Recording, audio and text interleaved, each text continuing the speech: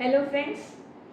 23 जुलाई ये मनाया जाता है वर्ल्ड शॉगरेंस डे की तरह। और आज मैं आपको इसी डिज़ीज़ के बारे में, शॉगरेंस डिज़ीज़ जिसे बोलते हैं, उसके डिटेल में कुछ समझाने वाली हूँ।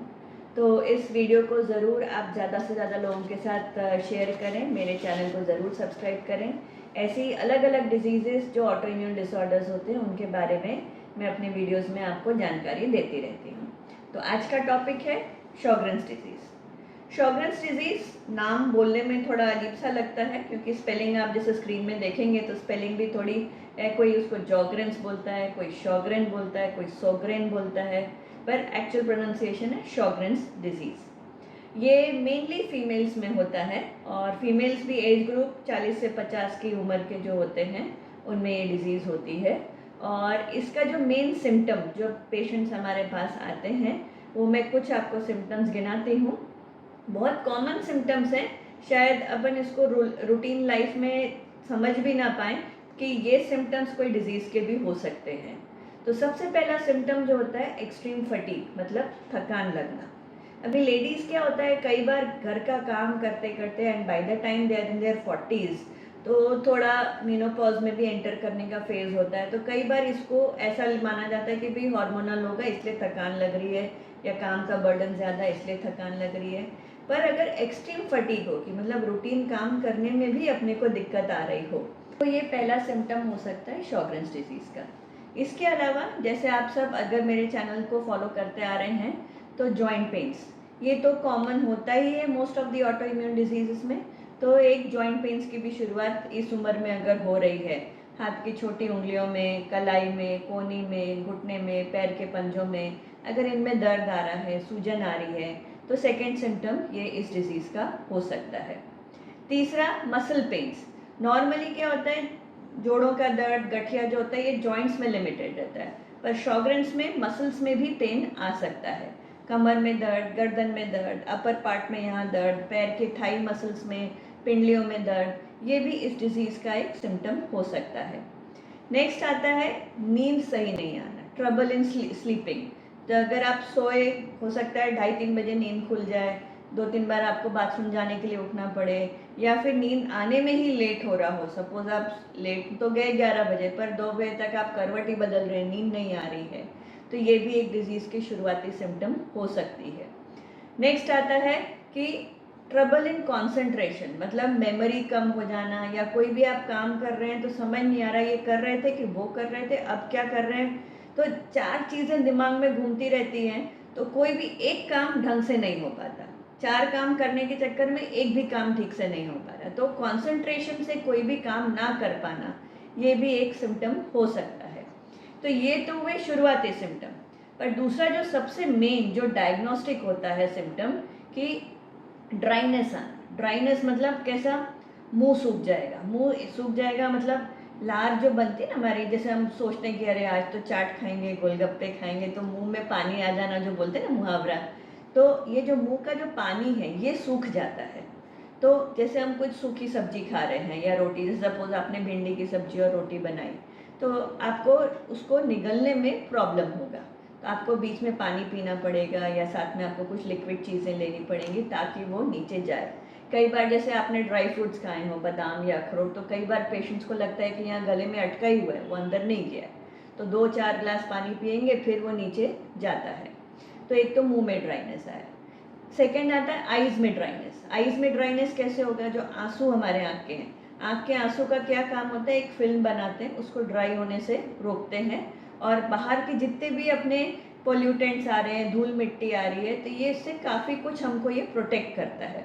तो आँख में ड्राइनेस जब आती है तो आपको हमेशा ऐसी फीलिंग आएगी कि खुजली करना है मुझे, या फिर जैसे रेती पड़ जाती है धूल में, कहीं आप गए हो तो आँख में कैसा ग्रिटी ग्रिटी फीलिंग आता है, वैसे ही आइज़ में फीलिंग आने लग सकती है। और दूसरा, कई बार ऐसे पेशेंट्स ये भी बोलते हैं कि रोना आता है पर आंसू ही नहीं निकलते, ये भी एक तरीके का सिम्टम होता है कि भाई आंसू बन ही नहीं रहे हैं। तीसरी ड्राइनेस कहाँ आती है, स्किन में। स्किन जो है पूरी ड्राई, मतलब विंटर सीजन हो, समर सीजन हो, रेनी सीजन हो, कोई भी सीजन हो, ऐसे आप लाइन करेंगे तो एक सफ़ेद लाइन खिंच जाएगी, तो स्किन भी इतनी ड्राई हो जाती है। अब स्किन क्यों ड्राई, क्योंकि स्किन में कौन सी ग्लैंड्स होती हैं, पसीने की ग्लैंड्स होती हैं। तो पसीना नहीं आता है और स्किन में ड्राइनेस आने लगती है। तो ये होते हैं ड्राइनेस से रिलेटेड सिम्टम्स। कई बार तो ड्राइनेस इतनी ज़्यादा हो जाती है कि लेडीज़ में जो प्राइवेट पार्ट्स हैं, यूरिन वाला एरिया है, जो वेजाइना वाला पार्ट है, वहाँ भी ड्राइनेस आने की वजह से इचिंग और ये सब प्रॉब्लम्स बढ़ जाते हैं और उसके कारण सेकेंडरी इन्फेक्शंस, यूरिन इन्फेक्शन होगा या वेजाइनल इन्फेक्शन होगा। तो कई बार उल्टा होता है, पेशेंट्स हमारे पास आते ही या रेफर डॉक्टर इसलिए हमारे पास करते हैं कि इनको बार बार यूरिन इन्फेक्शन हो रहा है, आप देखो क्या प्रॉब्लम हो रहा है, या ड्राइनेस है या इचिंग, हम कुछ भी दवाई दे रहे हैं, इचिंग ठीक ही नहीं हो रही है। दूसरा, कई बार पेशेंट आते हैं मुंह में छाले पड़ रहे हैं, इतना सोरनेस, इतना ड्राइनेस हो जाता है कि कुछ भी दवाई, कुछ भी विटामिन दे दें, मुंह की ड्राइनेस, सोरनेस, मुंह में जो छाले हैं वो मिट ही नहीं रहे हैं। तो ये एक बहुत बहुत इम्पॉर्टेंट सिम्टम है, dryness of mouth, dryness of eyes and dryness of skin.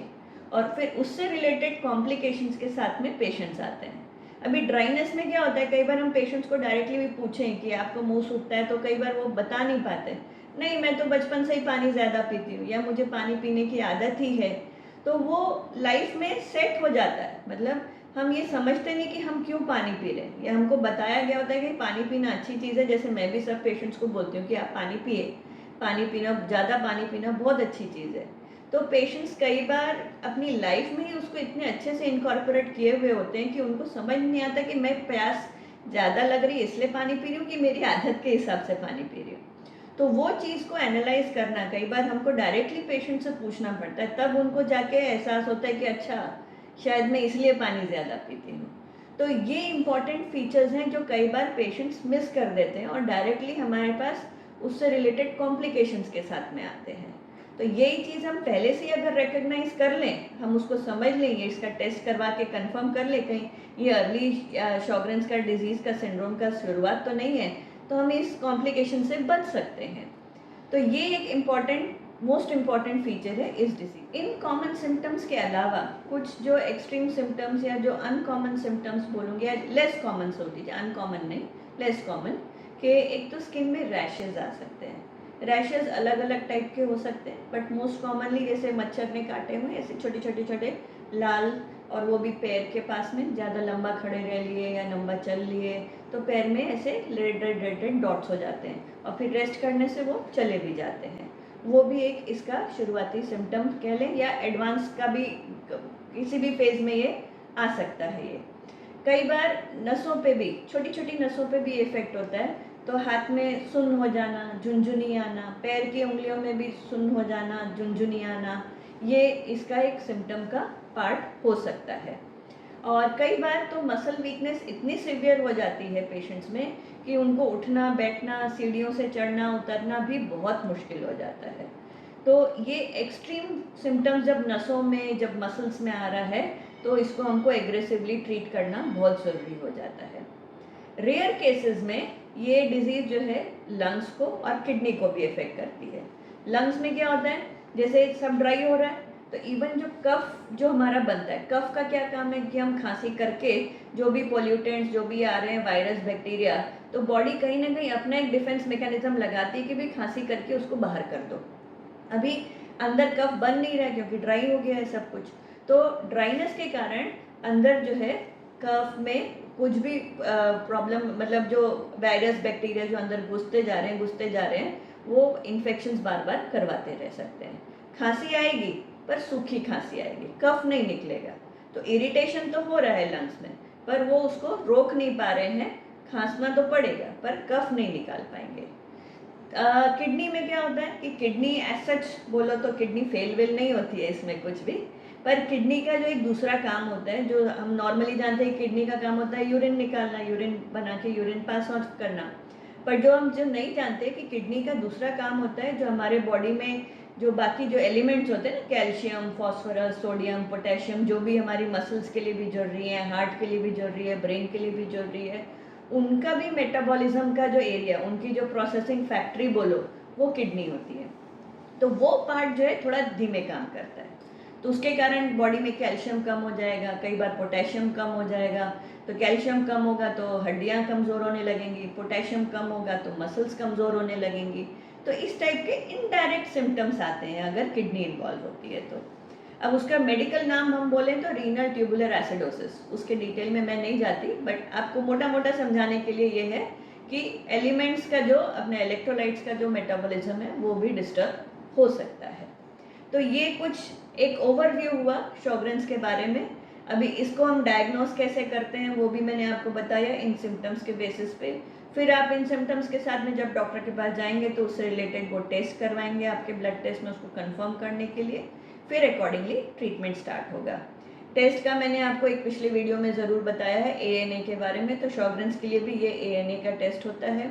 Treatment में मैंने एक अगेन पिछला वीडियो बनाया हुआ है DMARDs के ऊपर और बायोलॉजिक्स के ऊपर, तो वो आप वीडियो ज़रूर देखें। तो इसके ट्रीटमेंट में भी वही सब दवाइयाँ यूज़ होती हैं, पर कॉम्बिनेशंस डॉक्टर्स आपके सिम्टम्स के हिसाब से अलग अलग यूज़ कर सकते हैं। तो इसके ट्रीटमेंट और डायग्नोसिस के लिए वो पिछले 2 वीडियोस को आप ज़रूर देखें, तो आपको काफ़ी कुछ आइडिया लग जाएगा। इसके बाद भी अगर आपको कुछ और जानना हो तो आप ज़रूर मुझे कमेंट में लिख के भेजें। Thank you.